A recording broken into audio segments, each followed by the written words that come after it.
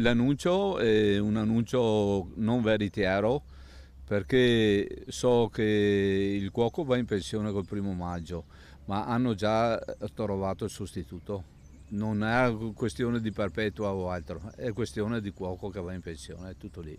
Quindi questo clamore, insomma, è immotivato. È immotivato, al 100% è immotivato. Il clamore immotivato a cui fa riferimento il portinaio del santuario della Madonna dell'Olmo di Tiene è quello di una presunta ricerca di una perpetua da parte dei frati cappuccini che era comparsa online anche sul portale Veneto Lavoro. Una collaboratrice domestica o di un collaboratore che avrebbe dovuto preparare circa 20 passi al giorno, pulizia a cura degli spazi. Un contratto a tempo determinato della durata di 3 mesi che sarebbe stato poi stabilizzato. Un part-time di 30 ore settimanali, 8-13 compreso il fine settimana.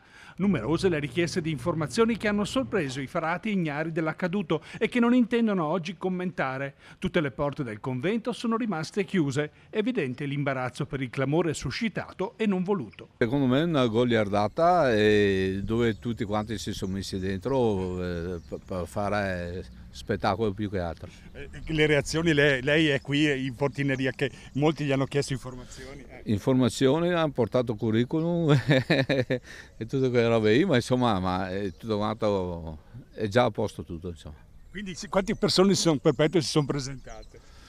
Minimo telefonate un centinaio e curriculum 3 o 4 che ho visto io.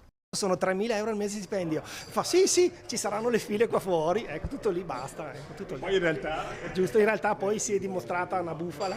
Sì, avevo sentito, però non sono a approfondire e vedere, insomma, ecco, non lo so. Vediamo cosa succede. Qualche sospetto? Tutte bugie. Mai sentito niente del genere, anche perché poi erano già, sì, frate. Sì, una goliardata. Il parroco ha detto che è una goliardata, non sapeva niente. E voi che reazione avete avuto? È una roba... Non si può fare una roba del genere. Mettere in mezzo il convento così.